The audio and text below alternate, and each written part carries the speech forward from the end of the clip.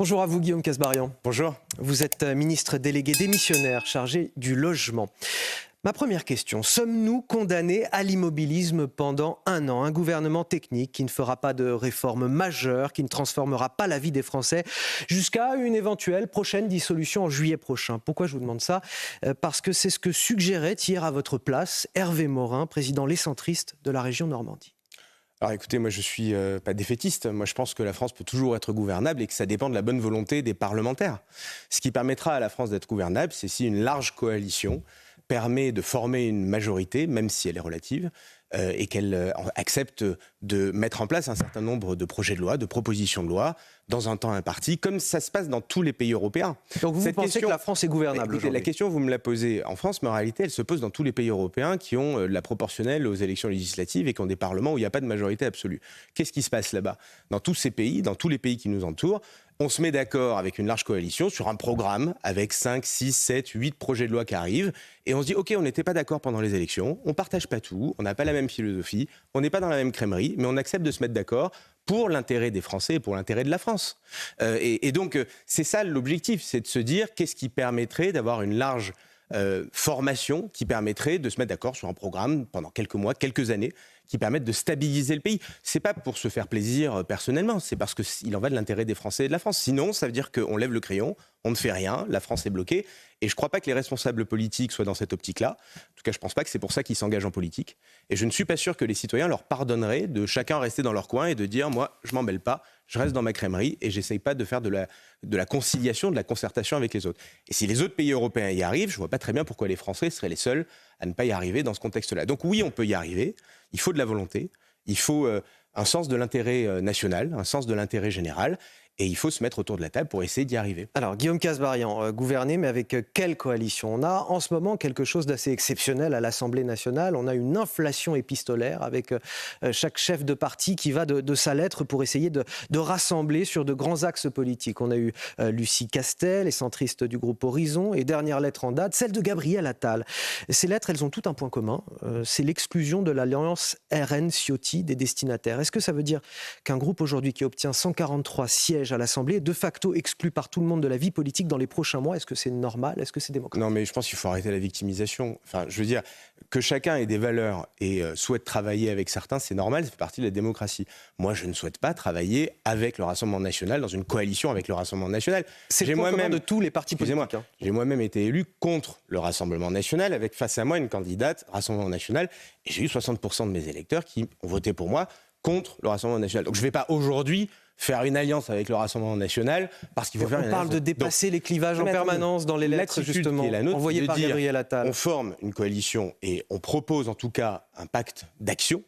On dit qui on est, on tend la main aux différentes forces républicaines et on essaye de faire quelque chose. Après, ça ne veut pas dire qu'on méprise quiconque au Parlement. Chacun au Parlement est légitime. Chaque groupe a la liberté de porter ses textes de loi. Chaque groupe a la possibilité de déposer des propositions. Chaque groupe a la possibilité de participer aux travaux. Et ça, on le respecte parfaitement. C'est ça la démocratie. Mais ce n'est pas parce que vous respectez chacun des parlementaires et chacun des groupes que vous avez forcément envie de partager une coalition avec eux. Donc c'est la liberté de chacun des groupes de dire avec qui ils souhaitent travailler, avec qui, à l'inverse, ils ne souhaitent pas travailler, et puis de l'assumer comme tel. Et donc moi, je suis très à l'aise avec la position qui vise à dire on essaye dans un large arc républicain de travailler allant de la droite républicaine jusqu'aux sociodémocrates, en tendant la main et en essayant de se mettre d'accord sur une large coalition. Mais la solution, elle ne viendra pas avec une coalition avec le RN. Une nouvelle voie à l'Assemblée nationale par le dialogue et le dépassement des clivages habituels. Je reprends les mots de Gabriel Attal dans sa lettre, qui exclut, je le disais, le RN, mais aussi la France insoumise. Et cela m'amène à une autre question.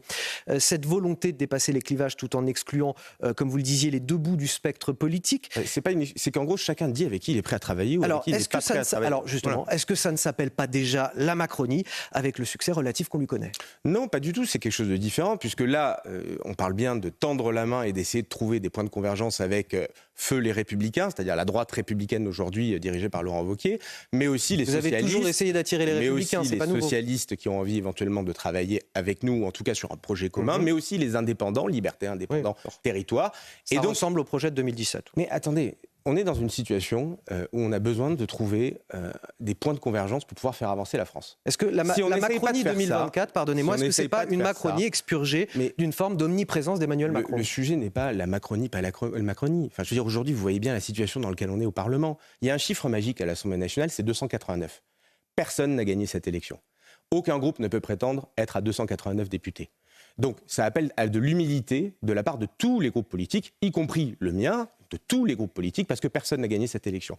Et ça appelle, deuxièmement, que chacun se mette autour de la table pour essayer de trouver des points de convergence. Parce que si on ne fait pas ça, on va bloquer le pays et les Français vont en souffrir à la fin des fins. Et moi, je ne le souhaite pas. Moi, je ne me suis pas engagé en politique pour bloquer le pays ou pour poser des problèmes dans le quotidien des Français. Donc c'est notre responsabilité à tous d'essayer de trouver des points de convergence, c'est ce qu'on essaye de faire. La question à 1 million d'euros, Guillaume Kasbarian, qui pour Premier ministre aujourd'hui ? Mais encore une fois, je ne suis pas sûr que ce soit le sujet numéro 1, parce que la réalité, c'est qu'aujourd'hui, la première des questions... C'est par ça que ça va commencer, vous le savez très bien. On est dans une démocratie aujourd'hui parlementaire. Qui va faire un gouvernement ? Regardez ce qui s'est passé. Et qui va proposer un budget. Regardez un peu notre histoire. Cette situation, on l'a déjà vécue sous la 4ème République. Relisez Vincent Auriol. Regardez ce qui a été fait à l'époque. Vincent Auriol, président de la République à l'époque, essayait de trouver une concertation avec les différents partis. Il y avait là aussi une tripartition. Il y avait 3 blocs. Et on essayait d'abord de se mettre en ordre. C'était toute la première partie de l'interview. On a compris, on en a parlé. De trouver la bonne personne. Il n'y a pas de nom qui vous vient en tête. Xavier Bertrand, Bernard Cazeneuve, Laurent Wauquiez. On a même parlé de Tony Estanguet, pour vous dire. C'est au président de la République, bien évidemment, de choisir souverainement. Vous avez un conseil à lui donner ?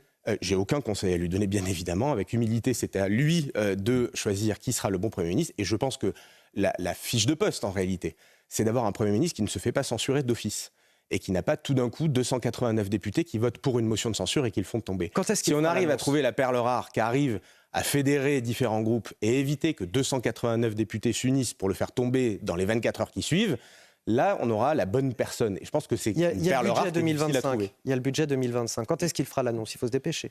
Alors, il y a l'annonce, mais aussi tout le débat parlementaire. Le challenge, c'est d'essayer de voter un budget avant le 31 décembre de cette année. Parce que s'il n'y a pas de budget avant le 31 décembre, on risque d'avoir de grosses difficultés en 2025. Mais quelle que soit la feuille d'entrée, j'allais dire le budget de base, de départ, le vrai sujet sera le débat parlementaire qui va suivre entre octobre et décembre et qui doit permettre de faire émerger un budget sur lequel on évite de bloquer la France, parce que sinon on se retrouvera au 31 décembre avec de grosses difficultés. Guillaume Kasbarian, Emmanuel Macron a-t-il peur de la gueule de bois ? On a le sentiment qu'il ne veut pas mettre fin à l'ivresse des Jeux Olympiques, à tel point qu'il a déclaré ce lundi à l'Élysée « On n'a pas envie que la vie reprenne ses droits. La vie, c'est ce qu'on a vécu ces dernières semaines. C'est ça la vraie vie. » C'est très étonnant comme propos. Moi, je suis pas étonné. Malheureusement, ces JO étaient tout sauf la vraie vie. Je suis désolé, c'est une parenthèse exceptionnelle et on y a tous adhéré. Mais ce n'est pas la vraie vie. Pardon, mais moi, je ne fais pas partie des ronchons qui ont tapé sur les JO du matin au soir et du soir au matin. Non, justement, je vous dis que c'était très bien, mais c'est pas la vraie vie. Non, mais vous n'avez pas commencé à dire que c'était très bien. Vous avez dit c'est quand même extraordinaire de dire que c'est la vraie vie. Bah oui, moi j'ai vu plein de Français qui étaient heureux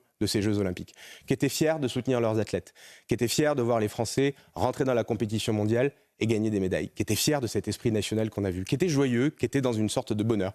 Et je vois pas effectivement pourquoi on irait leur piquer ça. Cette période olympique, ça ne paie pas le loyer des Français, elle a fait beaucoup de bien aux Français et elle a fait beaucoup de bien aussi parce qu'ils ont entendu peu de politique à ce moment-là et je pense que ça leur a fait beaucoup de bien de ne pas avoir du matin au soir et du soir au matin des commentateurs politiques sur tous les sujets. Et effectivement, je pense que beaucoup sortent de cette période en se disant on aimerait bien que ça continue. On aimerait bien retrouver ce sens de l'unité nationale, ce sens de la cohésion, ce sens de la nation. C'est vrai qu'Emmanuel Macron aimerait bien que ça continue.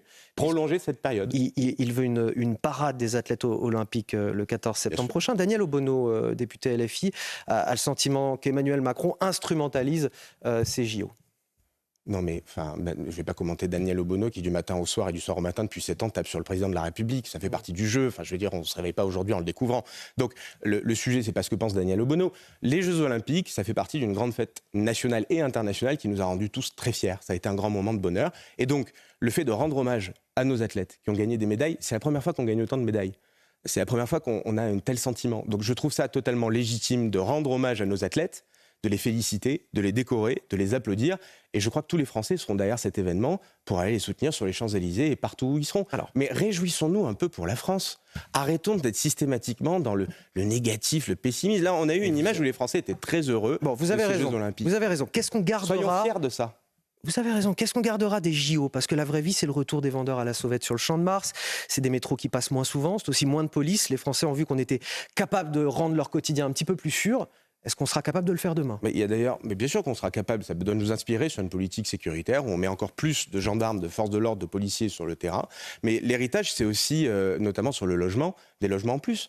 En Seine-Saint-Denis, avec le village olympique et le village des médias, ce sont des milliers de logements abordables qui vont être mis à disposition des habitants. Des milliers d'offres de logements en plus dans un contexte de crise du logement qui est assez élevé. Avec du logement social, du logement abordable, du logement libre, de toutes les tailles, pour toutes les bourses et même du logement étudiant. Et donc, un des héritages des JO, c'est plus de logements pour les Français, en tout cas en Seine-Saint-Denis et en Ile-de-France. Rien que ça, c'est une bonne nouvelle, on peut s'en réjouir. On se réjouit de ses propres dossiers. Bien voilà. D'accord. Mais non, pas que les propres dossiers, c'est quelque chose qui a été porté par le ministère depuis des années. En réalité, c'est pas moi qui ai inventé le village olympique. Très bien. Mais sachons nous J'espère qu'on réjouir. pourra en dire autant sur la sécurité des Français au quotidien, parce que c'est ça qu'ils attendent aussi. Sachons nous réjouir un minimum pour les Français. On a un bel événement. Soyez-en heureux comme tous les Français. Et réjouissons-nous de cet héritage, y compris sur tous les sujets, y compris sur le logement. C'est une bonne nouvelle. Toujours sur les JO, faut-il vérifier les profils de nos athlètes sur les réseaux sociaux, notamment avant les JO? L'athlète Mohamed Abdallah Kounta, qui vient d'être suspendu par la Fédération française d'athlétisme. Il avait posté des messages haineux contre Israël. Il a notamment comparé les Israéliens à des tueurs d'enfants, des propos choquants et inacceptables selon la ministre des Sports. Je précise toutefois qu'il a présenté ses excuses. Donc faut-il vérifier ces profils des athlètes? Alors oui, je pense qu'il faut les vérifier. Je pense que ces propos-là ont choqué. C'est des propos qui sont inadmissibles. C'est des propos qui probablement tombent sous le coup de la loi. Et c'est pour ça d'ailleurs que la Fédération d'athlétisme a très rapidement agi, que le ministère a aussi très rapidement agi, qu'un signalement, article 40 au procureur a été fait, et que ces propos probablement relèvent de la justice et seront jugés comme tels. Mais on ne peut pas tolérer aujourd'hui d'avoir quiconque, que ce soit des athlètes ou d'autres, qui tiennent des propos qui incitent à la haine, qui incitent à la violence, qui sont antisémites et qui sont incompatibles avec les valeurs de la République et avec ce que nous portons tous. Donc il faut être très ferme sur le sujet, contrôler le plus en amont possible. C'est à la fédération d'athlétisme ou différentes fédérations de le faire aussi. Et puis, quand ce genre d'événement se produit, de réagir promptement, c'est ce qui a été fait. Je veux saluer cette réaction qui a été rapide. Et ensuite, saisir la justice, parce que ces propos-là ne sont pas anodins et relèvent, encore une fois, d'un processus judiciaire. Alors cela a été votre dossier pendant longtemps, la loi anti-squat que vous avez portée à l'Assemblée avant de devenir ministre du dernier gouvernement. Environ 47 000 locataires ont été expulsés de leur logement en 2023 en raison de leur loyer impayé. C'est plus 23% par rapport à l'année précédente. Un chiffre record qui s'explique en partie par la promulgation justement de cette loi anti-squat. Une loi qui met en place des procédures accélérées que vous avez impulsées lorsque vous étiez encore député. Votre loi aujourd'hui, elle est dans le collimateur des milieux associatifs qui dénoncent des expulsions pour des dettes mineures. Vous leur répondez quoi à ces associations? Non mais je respecte les associations, on ne partage pas le même point de vue sur le sujet. Quand j'ai porté ma proposition de loi, je m'en suis pris plein la tête, venant de collectifs, d'associations, de personnalités très marquées politiquement, qui n'étaient pas en phase avec moi pour rééquilibrer la relation entre propriétaires et locataires, et qui n'étaient pas d'accord avec moi pour faire respecter la propriété privée. Mais en réalité, moi, le sujet, c'est pas les associations, c'est les Français. Et les Français sont d'accord avec moi. Quand je dis qu'il faut respecter la propriété privée, quand je dis qu'il faut sortir les squatteurs le plus vite possible, quand je mets en place avec mes collègues une procédure qui permet en quelques jours, pas plus tard qu'à Villeparisis, il y a quelques jours, on a encore eu une affaire sur laquelle, en quelques semaines, grâce au préfet, on a réussi à sortir les squatteurs. Bon, eh bien, les Français, ils sont d'accord avec ça. Donc moi, ce qui m'importe, c'est pas l'approbation ou la médaille venant des milieux associatifs. Ce qui m'importe, c'est de porter mes convictions. Moi, je crois en la liberté, je crois en la propriété privée. Et ce qui m'importe, c'est que les Français comprennent ce que je fais. Et j'ai le sentiment que sur la loi anti-squat, ils ont très bien compris ce qu'on essayait de faire, c'est-à-dire d'aller le plus vite possible pour sortir les squatteurs quand on est squatté et de les sanctionner beaucoup plus durement quand ça arrive. C'est le cas avec cette loi qui, en quelques jours, vous permet de récupérer votre bien et qui permet de tripler les sanctions sur les squatteurs. Alors que ça ne plaise pas à tous les milieux. Bah écoutez, ça ne plaît pas à tous les milieux. Moi, j'assume en politique parfois de cliver et de porter des combats qui ne plaisent pas à tout le monde. Eh bien, la réponse est entendue. Merci infiniment, Guillaume Kasbarian, ministre délégué démissionnaire chargé du logement. Merci.